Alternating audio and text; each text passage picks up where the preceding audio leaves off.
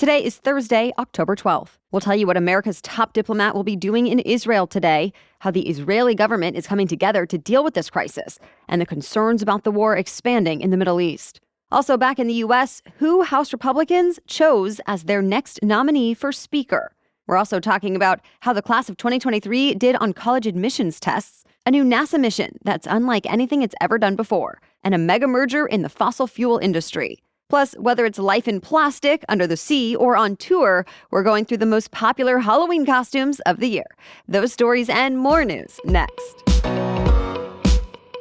Welcome to The Newsworthy. All the day's news in around 10 minutes. Fast, fair, fun, and on the go. I'm Erica Mandy. Thanks so much for being here. You ready? Let's do this. Today, America's top diplomat is visiting a war zone. Secretary of State Antony Blinken is traveling to Israel to show America's support in the wake of what are now being called terrorist attacks by Hamas. Blinken says he's going to make sure Israel has what it needs to retaliate and defend itself. He'll be joined by a leader in the State Department's envoy for hostage affairs, adding more assistance on top of the FBI hostage negotiators already in Israel. Israeli authorities have said Hamas may have captured up to 150 hostages, and some of them are Americans. And by the way, the number of Americans confirmed killed is also rising. The White House says at least 22 Americans have died in Israel since the fighting began. But of course, far more Israelis and Palestinians have been killed, mostly civilians. In all, the death toll has risen to more than 2,400 people, and bodies are still being counted. Plus, both sides are bracing for this war to escalate even more. Israel's right-wing government joined members of the opposition yesterday to form what's called a unity government to navigate the crisis. Already, the Israeli military is carrying out a more intense campaign of airstrikes than in past Gaza conflicts. And things are especially dire in Gaza right now, since Israel cut off fuel, water, food, and electricity. Now, overwhelmed hospitals say they soon won't be able to function. The UN is calling it a humanitarian crisis. By the way, there has also been fighting on Israel's northern border, so some analysts fear Israel could be in for a major clash with the group Hezbollah, which operates out of Lebanon. That's concerning since Hezbollah is considered a far more powerful enemy than Hamas, and Israel could be up against even more than that. A former Hamas chief called on the whole Islamic world to stage global protests across Israel tomorrow, and he encouraged Arabs in all neighboring countries to take up arms. We'll be discussing more about this war, the groups involved, and the region on Saturday's special edition episode this weekend. House Republicans picked Majority Leader Steve Scalise as their nominee for Speaker.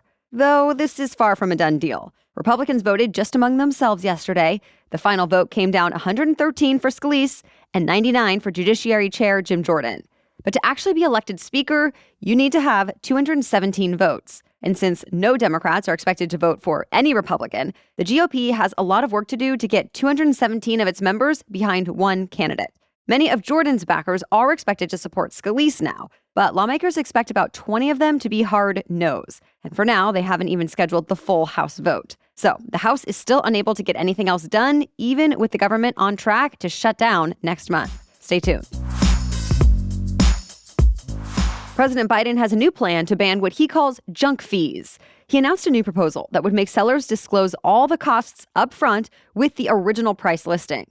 So no more of those hidden fees that can run up the total cost of things like concert tickets, hotel rooms, or utility bills. And if companies don't follow the rule, the FTC could force them to pay fines and refund customers. The Biden administration says this will make it easier for people to compare prices, and it will encourage businesses to compete to offer the lowest price. The government apparently got input on this proposal from companies like Airbnb, Live Nation, Ticketmaster, and SeatGeek. But the Chamber of Commerce still doesn't like it, saying it could make the economy less competitive. Now the proposal is up for public comment for the next 2 months before it can become official. The class of 2023 might not be as prepared for college as those in the grades above them. Results just came out from this year's ACT college readiness exam, and scores fell for the 6th year in a row, hitting their lowest levels in 32 years. They went down across every academic subject. And now the nonprofit that administers the college admissions test says 4 out of 10 seniors don't meet any of the college readiness benchmarks. These results are seen as the latest sign of how the COVID-19 pandemic has impacted education, since test scores across all ages have seen record lows since the pandemic first started. All that said, the ACT might not matter quite as much as it used to. Many colleges and universities have recently gotten rid of requirements for standardized tests or made them optional as a response to declining enrollment. even Ivy League schools like Columbia. Still, the chief executive of ACT says even if graduates get accepted, we need to do more to make sure they are truly ready for college success. Today, NASA is set to embark on a mission it's been preparing for years. It plans to launch an unmanned spacecraft on a nearly 6-year journey to an asteroid that's orbiting between Mars and Jupiter. The asteroid is named Psyche, and it was first discovered back in 1852, though scientists have never gotten a good look at it. Still, they know it's unique. Psyche seems to largely be made out of metal instead of rocks and ice like most asteroids. This will be NASA's first time visiting a world with a metal surface. Scientists think Psyche could be the surviving metal core of a planet that had its outer layers stripped away long ago. The goal is to actually understand more about the metal core of Earth, which has been out of reach to scientists since it's too hot and too deep to measure and study. So to learn more about the heart of our own planet, scientists are headed 2.2 billion miles away. And the main investigator for this mission says, quote, "Our basic scientific understanding is going to be updated." More news is still coming up, but first, a quick break for our sponsor, Lumi. Lumi is my new favorite deodorant. Whether you're looking for a more traditional deodorant for just your underarms, or you need something that's seriously safe for use anywhere on your body, Lumi is the new go-to. Its acidified formula is clinically proven to control odor-causing bacteria everywhere for a whopping 72 hours. And yes, I said everywhere because it is the first of its kind whole-body deodorant. If you didn't know, BO can come from bacteria all over the body. I love that it's aluminum-free and paraben-free. I use both the stick deodorant and I like having the deodorant wipes for travel or on the go, and the body wash smells great. In fact, Lumi's starter pack is perfect for new customers because it comes with a solid stick deodorant, cream tube deodorant, 2 free products of your choice like mini body wash and deodorant wipes, and free shipping. As a special offer for our listeners, new customers get $5 off a Lumi starter pack with code NEWSWORTHY at lumideodorant.com.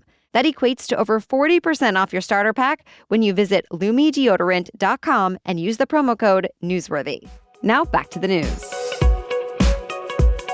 We have a winner. One ticket matched all 6 Powerball numbers drawn last night, meaning whoever bought it won the second largest prize in American lottery history.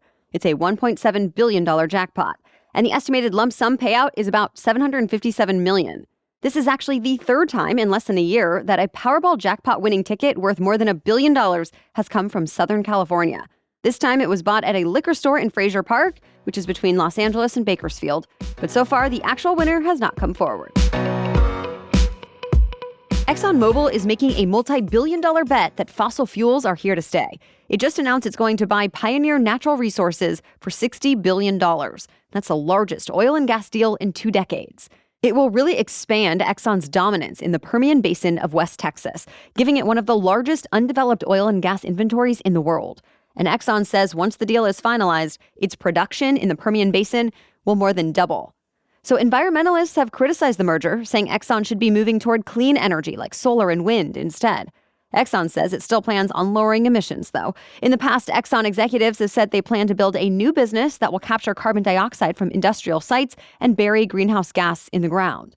Though the technology to do that is still in the early stages and has not been used successfully on a large scale yet. In the meantime, Exxon plans to keep drilling. Its merger with Pioneer is expected to close in the first half of next year, so long as it's approved. The streaming platform Twitch has added some new features meant to help protect its streamers.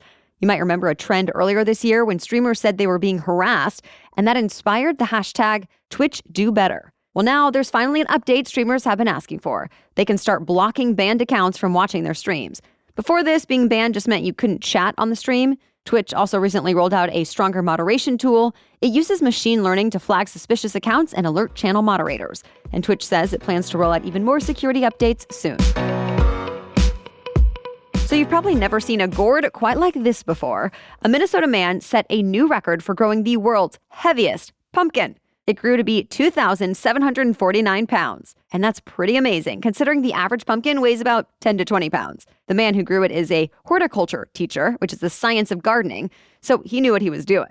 Still, he says he spent about $15,000 to feed and care for the pumpkin while it grew in his backyard over the last 6 months. Then he carefully drove it from Minnesota to California for what's called the Super Bowl of competitive pumpkin growing.